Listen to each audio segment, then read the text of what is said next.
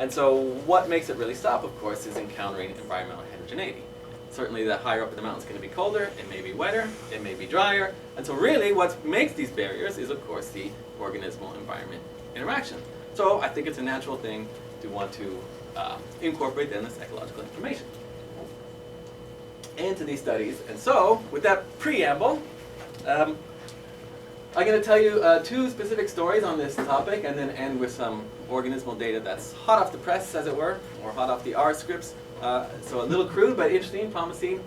So first I want to tell you about this Colombian endemic here, the palm rocket frog, that has an interesting distribution across mountain peaks and valleys in the northern Andes. And take a closer look then at the environmental variation and how that might complement the physical features as phylogeographic explanations.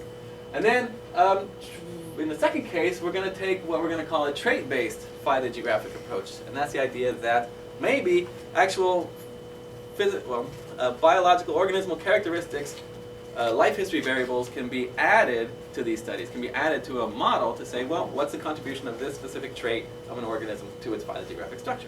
And see if that works, and see if we can find anything general. Okay. So here's the first study then, which was just recently published online early, just a month ago. So if you have any comments on this part or suggestions, it's too late. But but the second study is in review, so I especially welcome comments on the second and third bits. No, of course, any comments. But this project was brought to my lab by my ex-master student Alvaro, and then was really brought to fruition with some help from two friends of mine who are postdocs. Now professor, in this case, Astrid Munoz, Carlos Guarnizo, who some of you might know, who graduated with Dave Canatella in Austin, I think 2 years ago. And I believe, here's a little plug, I believe he's looking for a postdoc now, so keep that in mind. Right, so what Alvaro brought to the lab, his initial question was a great, I thought, observation. And that is that this palm rocket frog, we were talking about this earlier with Jim, I think I still, now, any Latin name I learned in Latin America, I say in a Latinized, quote-unquote way, so forgive my pronunciation if it's a little weird. Rheobades, palmatus. I don't speak Latin either, but okay. So this palm rocket frog has this unusual, interesting distribution where it's distributed on various flanks of the Andes. And so for those of you who think of the Andes as a single mountain chain, you either haven't been to Colombia or talked recently to Colombians who will tell you, I'm going to do it this way, that this is the Andes, kind of like that, right? Little Boy Scout sign meets Spock, right? Like this. And that there's actually three chains of the Andes, right? So there's the Eastern Cordillera, I'm going to use a Spanish term, the Eastern Cordillera, the Central Cordillera, and the Western. So Western, Central, Eastern, and so this frog is distributed on the eastern side of the Eastern Cordillera, western side of the Eastern Cordillera, and then also on the eastern side of the Central Cordillera, right? And then down the middle here is this Magdalena River that will become somewhat important in our story. So, step one then was to ask not just these physical features, but what about environmental variation, right? That's the new, was a new topic for us. And so, this is actually a newer map, thanks to Michelle, made all the lovely maps that you're about to see. And so here's the Magdalena Valley. It's, of course, a hot place, much hotter than the mountains. The mountains are cooler. That makes perfect sense. So it's a potentially barrier being a river, but of course also it's a contrasting environment for these frogs, which seem pretty tied to this middle elevational range. But are they tied to the middle elevational range? There's been a paper recently that evaluated these global amphibian assessment maps, and that maybe especially for lesser known species, they may not be the best. So of course we went to HerpNet, BERTNet, GBIF, as well as local museums that aren't online, and try to get all the locality records included for these species. So actually it's a bit more widely distributed than we initially thought. It actually goes very, very low into the valley, and apparently goes right over the top, potentially, of the Cordillera. So maybe it's actually more generalist species than initially thought. So we need to look at the genetic data, of course. But also, as we're going to develop more and more in this talk, the other important environmental variable is, of course, precipitation. And especially for lowland organisms that we're going to look at next, the lowlands are very heterogeneous in terms of precipitation from dry coastal forest to the wet Amazonian forest. And especially here, this Magdalena Valley, at least in this part, is thought of as a very arid environment. And in fact, as you get way high, well, it's not that high, but way north, in the upper reaches of this river valley, it actually goes into a desert, the Tatacoa Desert. So it's a very arid environment, perhaps not too friendly for a mid-elevation tropical frog. We need to look then a little bit about the geological context. Many of you know about the uplift of the Andes and have some idea about dates. But again, I need to remind you perhaps that the Peruvian Andes are not the Ecuadorian Andes, are not the Colombian Andes. They don't have one date. They don't even have a gradient from, say, south to north as an uplift like this. In fact, in the north, it gets very complex, and they apparently rose up in little pieces. And so our frog is centered on what may be the youngest piece of these various branches of the northern Andes. So one model says that the uplift of the northern Andes around Bogota began rather recently, as Andes go, about 15 million years ago.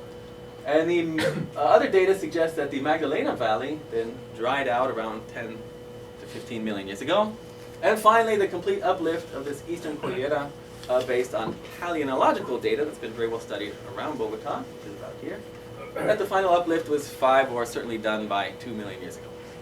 Right, so we have sort of a geological temporal context on which to overlay the genetic data we'll be seeing in a minute. And of course, we've mentioned these Pleistocene climate changes. Here's the savanna, the valley where Bogota sits. These are paramo habitats. This would be a present-day altitudinal zonation of habitat types. Right, and so with the very highest peaks, we have this lovely paramo habitat. But of course, last glacial maxima, things were colder. We have the idea, based on good paleontological data as well, that these zonations moved downward during glacial maxima, and then came back up. And why? Perhaps because it was cold. And so paramo habitat may have extended not just from the peaks, but through this whole region, having dropped maybe 800 as much as a kilometer in elevation during this time. So this certainly would have impacted frogs in this region. So let's see how that looks. But of course, two things happened during glacial maxima. Not just colder temperatures, logical, there's glaciers, but also it was more dry, the environment. And so that would have especially impacted the lowlands. And so we also have evidence to say that the wet environments, wet lowlands were drier, forests maybe converted to savanna in certain regions, etc. So we have, at least what for me was a slightly newer idea, and that is, so while we're here in an interglacial, we have a certain pattern of zonation in high Andean mountains, that actually, as the high habitat types went down during glacial maxima due to temperature, the lowlands actually were drying out and were very inhospitable for a mid-elevation tropical organism.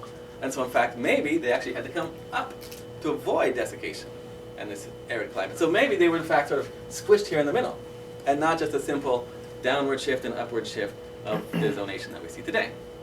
So I'll show you a little data that maybe I'm favoring this sort of sitting over here. Okay? And I got the right button. Good. So why are we interested in this downward and upward shifts of, potentially, of habitat types? Because this may have provided then connections across valleys as things shifted down, if they did, and connections over mountain peaks as perhaps they bounced back up. And so this fluctuation may have created connectivity between mountains, and of course there's some ideas that this may have promoted speciation as things were subsequently isolated on these different mountain peaks. Right, so that's not a new idea. And also, so Andean organisms, especially ones at mid-elevations, are promising systems to look at these questions, because there's the idea that in tropical environments, these elevational bands of different species would be very narrow. And I believe that goes back to the idea, or the observation of Dan Jansen, who said, while higher latitudes have high seasonality, if you're a frog in Chicago, you could boil in the summer and freeze in the winter, and so that same individual has to put up with a lot of environmental heterogeneity without going anywhere. In the tropics, we have the idea of very low seasonality, and so species may become very specialized to a very narrow band of environmental conditions. Right? So the Andes make a nice system, and this Rheobates a nice study case to look at some of these ideas. So here we are to summarize then the distribution of our study organism, but looking at sort of a cross-section across these various branches of the northern Andes. We believe that the frog is distributed around 350 meters elevation to 2,200, so in this zone here. And so in this schematic, you can see that the Magdalena Valley looks too low in present conditions for the frog, and the eastern ridges look too high, potentially, for getting over. Right? So this context then brings up a couple of predictions that we can test. One, the classic idea of orogenic processes, mountain uplift separating vicariantly populations on either side. If that's the case, we might expect time-calibrated phylogeny, a time tree like this one, such that this first basal split would date back to 16-24 million years ago, potentially, and leaving isolated this eastern side of the eastern Cordillera relative to the guys in the Magdalena Valley. And then a second split maybe across the Magdalena Valley, maybe dating to this 10 to 15 million year old date. Or if these Pleistocene climate fluctuations drove shifts in habitat and zonation along elevational gradients, maybe that would have established this connectivity. And so whether or not these older processes were important, perhaps they were just completely erased during the Pleistocene, and that we should expect very young minimal divergences among all of these currently disjunct localities. And so that clearly what appears to be dichotomous predictions, but I'll argue that they both show up in one data set for one organism. And lastly, I want to look at this idea of niche conservatism and whether this seems to be a relevant process to explain the distribution of these organisms. We can do tests of niche conservatism comparing the different disjunct distributions of the organisms, as well as looking at whether this is significantly different, this intervening habitat, as John Weens explained a couple weeks ago in the departmental seminar. So the genetic data are very simple at a minimal, and we have 19 localities where we went to collect various individuals. We have 2 mitochondrial genes and luckily at least 1 nuclear gene, so we can do a very minimal effort at a species tree estimation, and that gives us the same topology and dates as our gene tree results, so we're just going to show this one for today.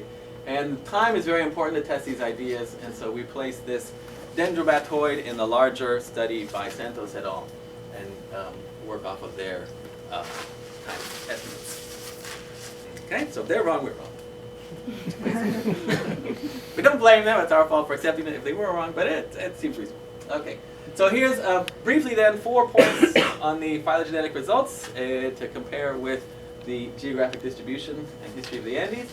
And that is the basal split in this species dates back to about 21 million years ago, and so that would seem to jibe nicely, potentially, with the uplift of the eastern Cordillera here, separating out just this one sample over here that's kind of low on the eastern side from the rest of the samples. Second, as we move up the tree then, the split across the Magdalena River Valley here, separating the central from eastern Cordilleras, dates potentially back to about 13 million years ago. Of course, there's a bit of uncertainty on these, but the point estimate's around 13, and that would match pretty nicely this idea of aridification across the valley. And then, to finish, we need to look at just these last guys on the west side of the eastern Cordillera that show a largely north-south splitting. The first split off is another dry valley, this Chica Mucha Canyon, as it's known. And then finally, what I think is the more interesting part is this more southern bit. This is one clade here, but it has representatives. Yellow would be the western side, and this pink thing, the eastern side. And so I'm not showing you the proper ancestral area reconstruction that we did, but you wouldn't be surprised if I told you that the inferred ancestral area would be all eastern, and then at the last possible minute here, cross into the, I'm sorry, did I say eastern? West side of the eastern Cordillera, and then across into the eastern side of the eastern Cordillera, right? And that would be a very recent, surely Pleistocene divergence time. So it looks like, in fact, very recently, these western populations crossed over the Andes once again and returned to the eastern side. So maybe we have then both processes. But the last bit of results for this section to show you then is our test for niche conservatism, where we find that across the Magdalena Valley, these niches are statistically similar. And then also we did the ribbon test of this potential barrier here, and this environment is statistically contrasting different from the 2 flanks. Okay, that's not too surprising, but it makes sense. Whereas the eastern side of the eastern Cordillera, these ones seem to be a bit diverged from the rest in terms of their environment. Okay? So summarize then this part. We have a couple observations of these palm rocket frogs in the northern Andes. And first we find the classic early Miocene split across the Andes, maybe a hard Vicarian event. But we also find a recent breach suggesting that maybe these Pleistocene climate fluctuations did just that. They allowed reconnections over the tops of this ridge. And we find what I personally didn't expect was this Vicarian barrier, which is the Magdalena Valley, is rather old, dating back 13 million years potentially, and seems to be a bit of a hard Vicarian split that has not been penetrated this barrier in the last 13 million years according to our sampling. So what does that suggest then? Remember that the Pleistocene climate fluctuations involved, or the glacial maxima events, involved not just lower temperatures but more aridity.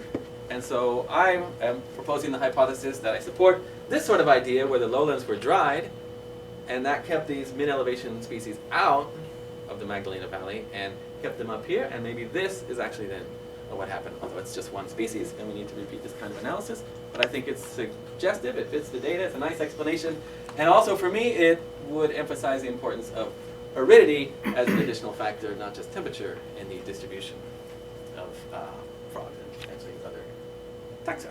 Okay, so that's something we can explore. But although, of course, I don't really know. Was it aridity? Is that the factor in the barrier? There's also a river down the middle. Maybe it's perfect riverine barrier hypotheses that's separating these populations. Or is it temperature? We can do one little bit of, let's call it autopsy in the data here. And that is we can use those niche models that we derived and say, well, at least these bioclim variables of different combinations of temperature, whoops, I didn't mean to do that, of temperature and precipitation, which ones are statistically associated with the distribution of the species as a whole or different subsets of its full distribution. And actually very few variables explain a lot of the variation, and these involve these cool temperatures, high rainfall, and of course seasonality, or not surprisingly, in temperature and rainfall. So while temperature seems, of course, very important, we can't ignore aridity, which comes out as a rather important factor at these different scales. So to really nail that down, we'll require more eco-physiological studies directly on the animals, which is a future direction, and I'll come back to a little bit of that at the end of the talk there. That brings up the question then, I like some of the inferences, some of the message of this story. It's of course just one organism, and maybe if we look at more, as we plan to do, also collaborating with a colleague, Danielle Cadena at my university, who studies birds, we can now start comparing more different types of organisms that have similar distributions, and ask the very simple question, are there generalities across species, or are we going to have, once again, just a bunch of case studies? Okay, great. So to get at that question, I now move into the next part of the talk, and that is where we try to take a comparative approach to phylogeography. Comparative, but we turn the whole enterprise on its head. And that is, a typical phylogeographic study is you have a species, some given distributional range, and we try to cover that range with lots of samples, and then maybe repeat that for a few more taxa. So in this case, we're flipping it on its head, and we're going to actually very few sites, and we're going to sample everything at those very few sites. And then so we can be more comparative and ask the simple question, what's explaining the variation in genetic distances? As I'll show you. But before I get too far ahead, so we might call that a trait-based phylogeographic approach, as I'll show you. And my collaborators, Karen Lips and Roberto Banez, Stride, University of Maryland, and my finished master's student, Andrea Paz. A plug for her, she's now looking for a doctoral program. And she comes with a Fulbright fellowship, so. Great. So the general question, once again, is this idea of intrinsic organismal factors versus extrinsic factors, such as mountains and rivers. And can then organismal biology explain distribution and divergence just as well as mountains and rivers have done or failed to do traditionally? And specifically for today, then, we want to ask, is genetic divergence in mitochondrial DNA predictable from organismal biology? So how can we do that? Here's a version, and this part is not published, so if you have comments and criticisms, that'd be great. Great to hear. The idea is not totally new. We can think of examples from marine biology, such as you can do phylogeographic studies comparing this would be the indirect developers and the direct developers, i.e. indirectly in planktonic larvae, And so not surprisingly, interestingly, marine species, invertebrates with planktonic larvae have lower phylogeographic structure. Those direct developers disperse not so far. They don't have that dispersal stage, and so they have higher phylogeographic structure. So it's a life history trait that predicts something about phylogeographic structure. And life history trait in this case is then sort of a categorical variable. Similar work has been done on plants, looking at the effects of seed dispersal or mating system on population genetic structure, or a slightly more recent study on a vertebrate that I like is asking whether canopy versus understory birds differ statistically in their phylogeographic structure, with the idea that canopy species are higher up, maybe bigger, fly more, move more, have less phylogeographic structure, and indeed that's what they find. So we'll continue in a similar strain, but with a twist, as I'll show you. One last example before showing you my data from amphibians, and where potentially important life history variable is a continuous variable in this case, and that is basal metabolic rate. Here's various species of Desmognathus dusky salamanders from the eastern US. And you find that, or Bernardo et al. Found that low metabolic rate species have higher phylogeographic structure. And in this case, what was phylogeographic structure? It would simply take one species, all pairwise comparisons across the landscape, measure the genetic distance, standardized by physical geographic distance, kilometers, and then ask, well, on average, what is the relationship between genetic and geographic distance? And get a number for each species. And you get this kind of relationship, so they seem correlated. But also these lower metabolic rate species are montane endemics. And so there's also potentially a compounding variable of geography. Well, these guys are more lowland, these guys are more upland, etc. So we'll do something a little different than both of these cases, in that we're going to look at many species, but across the exact same landscape. And that is, we have three study sites. Now we're back in Panama. We've left Colombia over here, right? This site we've studied well before and published on it, Eco-phylogeography in central Panama. Brewster, near the Panama Canal. There's your canal right there. There's Straya right along here. And then Cana in eastern Panama towards Colombia. So all the data I'm going to show you are just from these three sites. And we sampled them as best we could. This is actually a complete list here. Okay, there's a secret species missing, but pretty complete. And then a pretty good list from the other two sites. And so in total we have 31 species, 10 families of frogs, so pretty good taxonomic diversity. For the herpetologists among you, you can try to read that quick, or ask me later. And here's the comparisons that we want to make. So we have samples of all the frog species in these three sites, or as many as we could get. And we can compare for a given species, say a tungra frog. Tungra is from Eco-phylogeography versus Brewster. What's the genetic distance? In that species and all other species, what's their genetic distance in comparison to Brewster to Cana? So we have 31 species, 45 total comparisons that we can make, 45 measures of genetic distance. And we're only using species with multiple samples as well. Mention that. Yes. Did I miss one? No, I did. Okay. So the first question then, before asking is variation in the natural history, organismal biology, explaining this genetic variation, a first question is, well, what about just simple single vicariant event, some kind of historical thing, I don't know what it was, affected the landscape and isolated all populations, all species equally between point A and point B, and the variation in genetic distance that we see is simply stochastic. That's certainly a viable sort of null model. So let's first look at that, try to reject it before we get too worked up about the ecology. So very long story short, you can just ask Andrea, she worked very hard on this, which I'll just throw out a slide or two, and say that we use hierarchical Bayesian approximation computation from Mike Hickerson and collaborators to ask, statistically, can a single interval in time, recently or older, explain the variation in genetic distance among all the species that are shared between these 2 points. Right? So the raw data, if this helps to explain the question a little better, the raw data then look like this. Here's our 31 species along the bottom, and here's genetic distance, pi b, or pi average pairwise distance b, between the two sites, with multiple samples in each site, ranging up to a maximum of a dozen.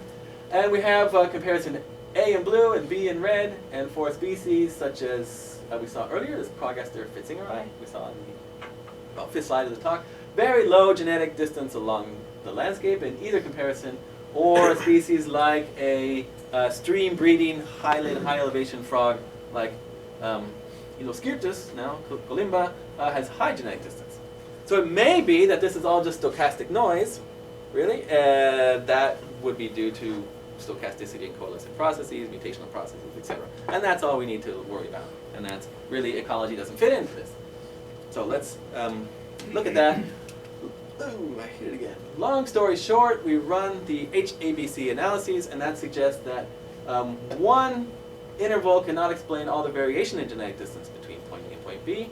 Rather, 3 intervals do, say something very, very recent, on the order of tens of thousands of years to maybe 2 million years.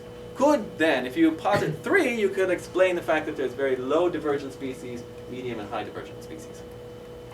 In the second comparison from site 2 to 3, similarly, 1 is right out, cannot explain such a wide range of variation in genetic distances among our various taxa. 4 does a nice job of explaining it. But the point here is not so much that it's 3 or it's 4 or it's 2 or it's 10. The point is it's not 1. So there is, so the variation we see in genetic distance across all the species is just too great to say, oh, that's just coalescent stochasticity. That's just stochasticity in the mutational Poisson process that's causing higher or lower genetic divergences. So there is some variation that needs to be explained once we account for these other processes. Great, so now we can proceed with the more interesting, what I think is the more interesting part of the talk, and that is, so we need to explain this variation because this null model doesn't do it, and so can we explain it with these ecological and life history variables? What variables? Well, we can imagine various things. Do I want to look at basal metabolic rate? Do I want to look at evaporative water loss? That will be interesting. We'll come to that at the end of the talk. Well, for most species, we don't have this very good data.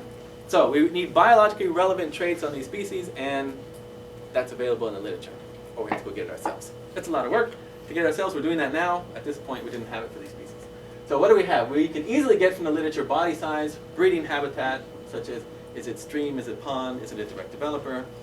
You can easily get through your data on FERTNet and HERPNet, etc. Geographic range, mean elevation, elevational ranges, and these are actually, Andrea Pa is actually downloading the raw data and calculating everything herself here.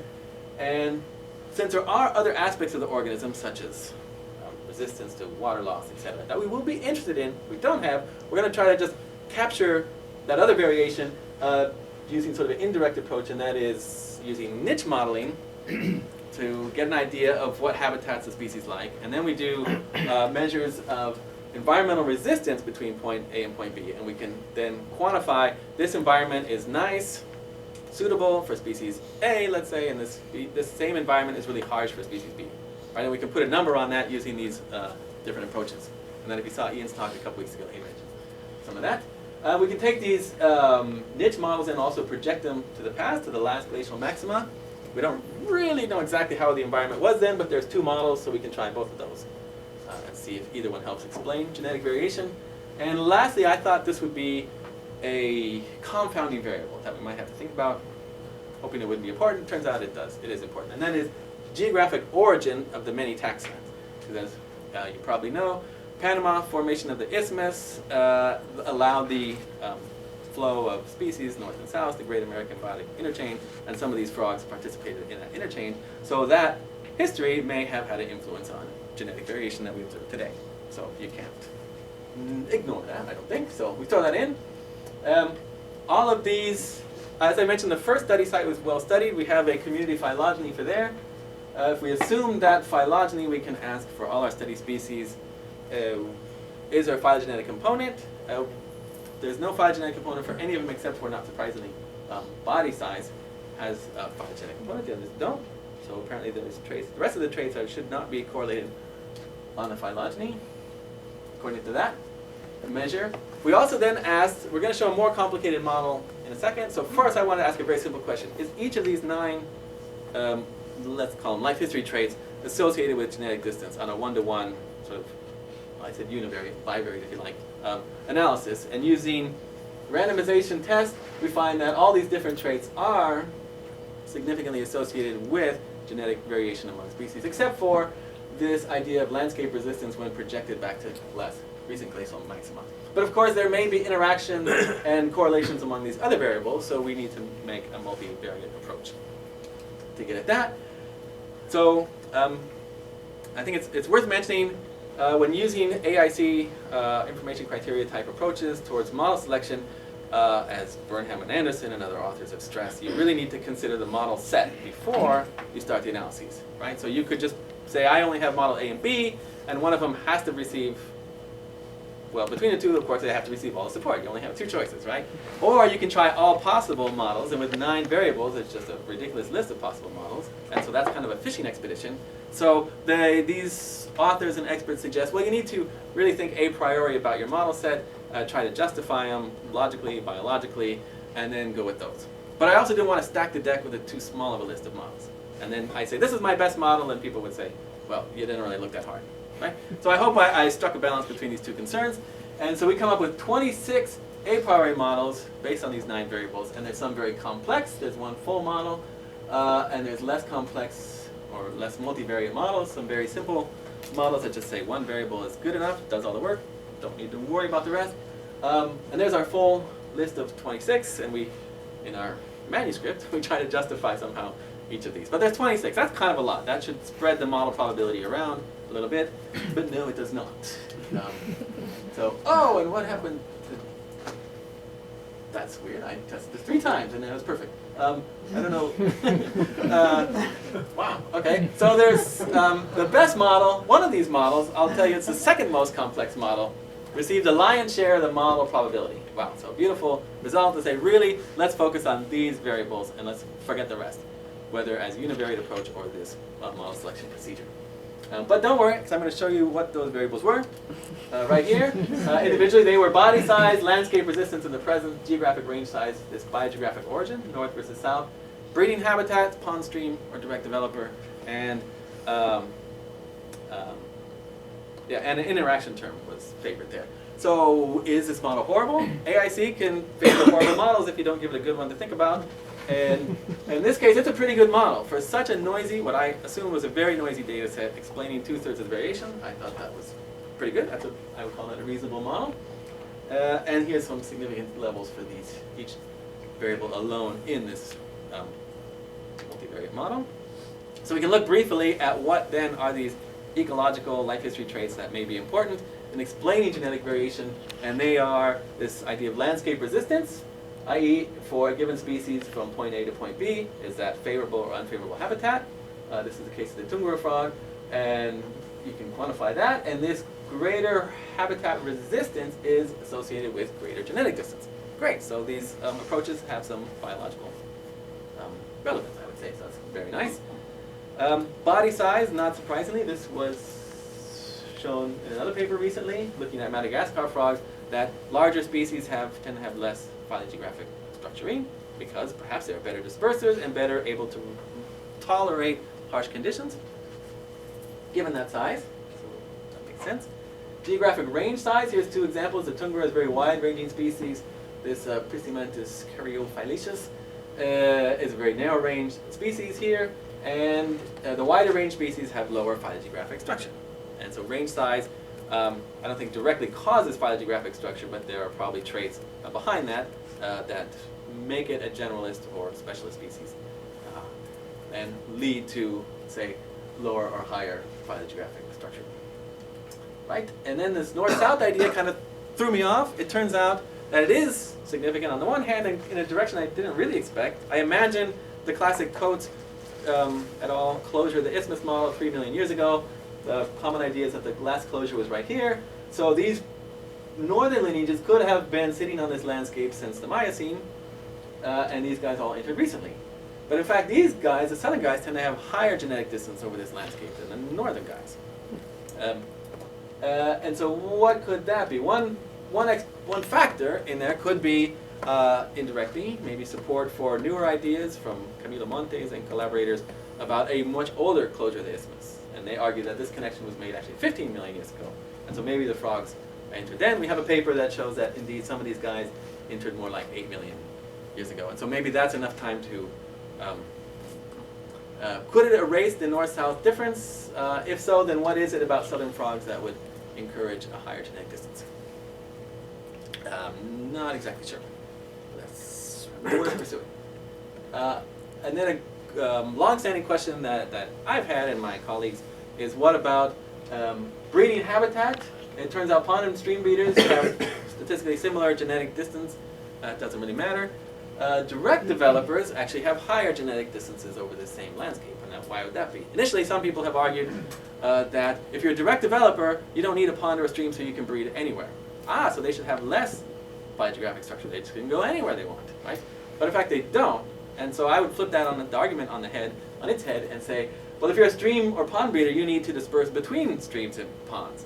And so you need to have that dispersal potential, whereas if you can breed anywhere, that's exactly what you do. You breed right where you are. Why go somewhere? And so maybe that's actually fostering higher phylogeographic structure, or some other aspects of the biology of this organism make them sensitive to harsh environmental conditions, such as eggs drying out because they're not in streams or ponds. Okay, that's a little bit of speculation, but the trend is there. And so summary then from this part of the talk, the variation in genetic distance over common landscape is much greater than a simple coalescent and mutational stochasticity, so we need some kind of explanations if we're going to find generality in explaining genetic distances across landscape. My proposal then is looking at ecology, in quotes, call it life history, call it what you will, physiology of traits of interest, that could explain 2/3 of the variation using this general linear model approach. So I think that's promising. This could be repeated as follows. This idea of a trait-based phylogeographic analysis requires comparative approach, so it's a little different than the usual landscape genetic approach where you take a very detailed look at one or a few sympatric species. This one you would need many species to get significance. You could test explicit individual life history traits, so I think this might be comparable to some, or comparable, or a nice complement, that's the word, to some of Ian Wong's work where he's doing a very good statistical job taking into account spatial autocorrelation and these other factors in looking at ecology. This requires site-based DNA data collection, collecting the whole community, not just a few species of interest, but with these barcoding campaigns such as Museo and others, I think this type of data will become more available. And there's a bit of a limit here then getting traits of interest. Do you want water loss? Do you want basal metabolic rate? And get that for a whole community, that's going to take a bit of work, not just for this or that genus of interest. Then, of course, once we can identify these traits of interest, those could be explored with genomic approaches. Up to now, I've only used simple mitochondrial DNA, but it seems to be doing a bit of work. And in the future, maybe this could be placed into a 2D context. I was only clever enough to come up with a one-dimensional sort of analysis. And so now I want to finish the talk. How are we doing? Yeah, well, okay, I'll do this part rapidly, I think. And that is, now we want to answer that two things. One, I want to explore more the idea of aridity and dryness as another important factor to complement this active research in many labs looking at thermal biology. And also to just get more trait-based information about variation in life history in frogs. And specifically then we're looking at adaptations to arid environments and how aridity may be determining distribution of species. And the data I'm going to show all comes from my current finishing master student, Dr. Cruz, who sent me too late a picture of her with a frog. I asked her for a picture, I get a manatee. All right, and also we have our guru who's advising us in this work, who has much more experience in this sort of area, which is Carlos Nava. So quickly then, I guess, our current project then is to look at the formation of a dry forest community, or seasonally dry tropical forest, if you will, which contrasts to an Amazonian wet forest. But if you're a lowland animal, what doesn't contrast is temperature. So here's one of Michelle's beautiful maps, and that shows that if you're in the lowland, it looks like Mars. Everything's red, right? There's no marked environmental heterogeneity, but of course that's not true if you look at precipitation. You have dry, you have wet, you have dry, you have wet, etc.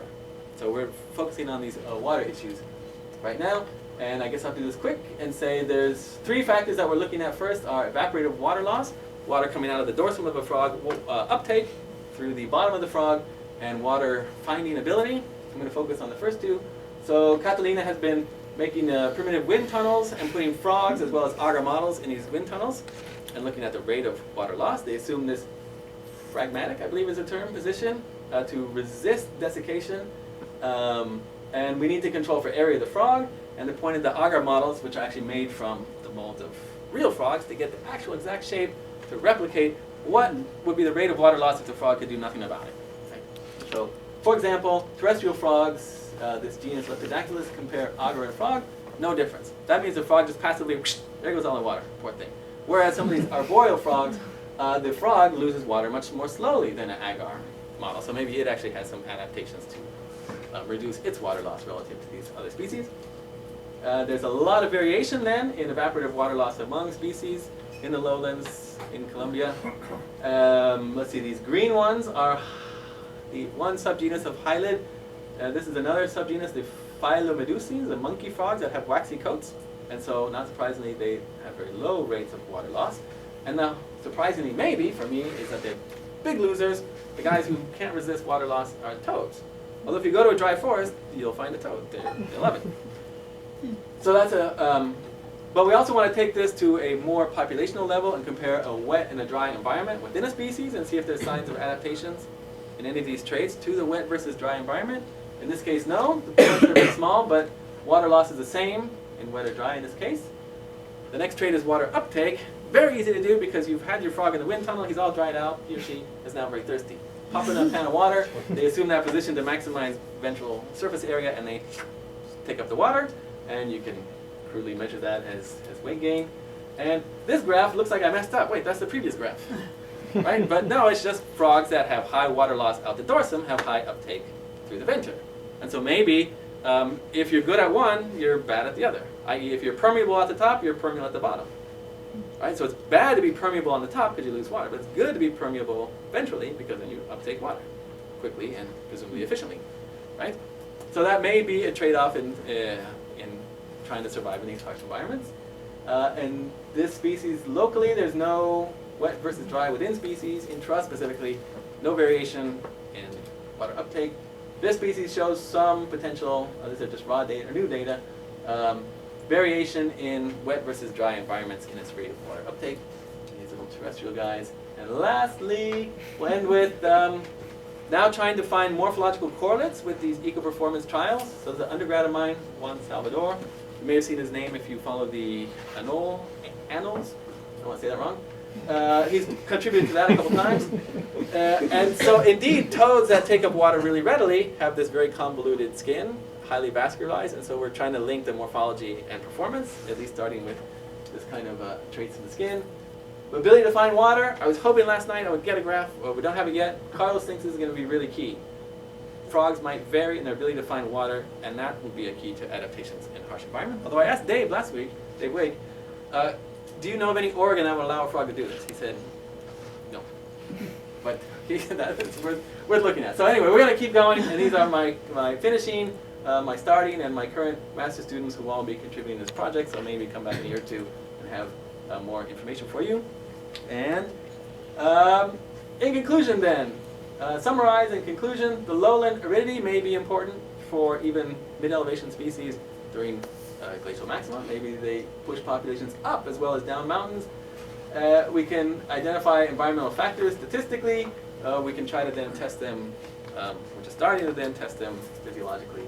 And this trait-based phylogeography may help us make that link between phylogeography and the organism.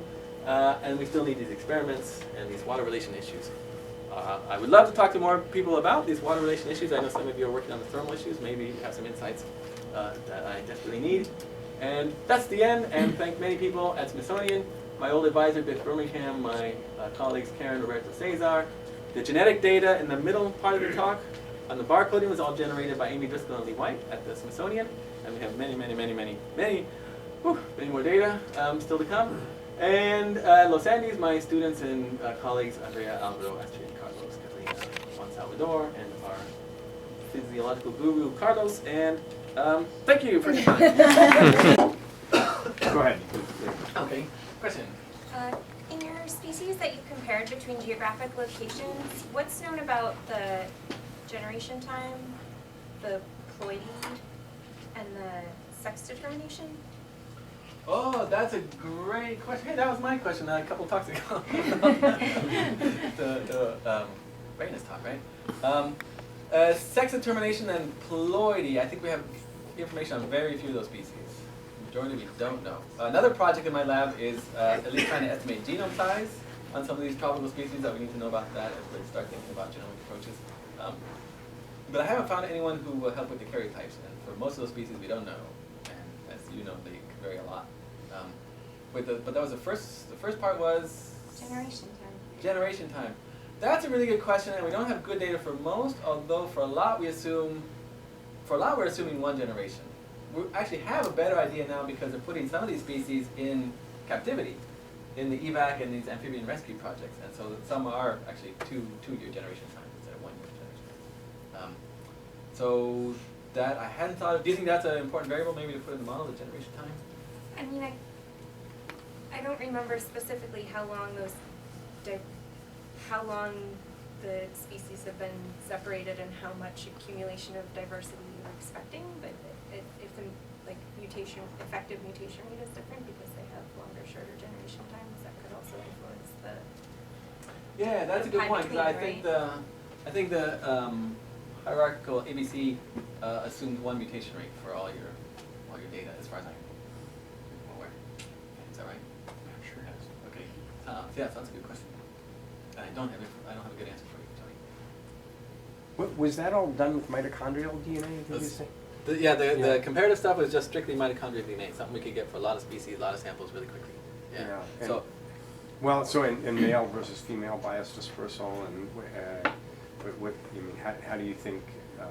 What do you know about nuclear genes, and to the extent to which they agree or don't with mitochondrial patterns?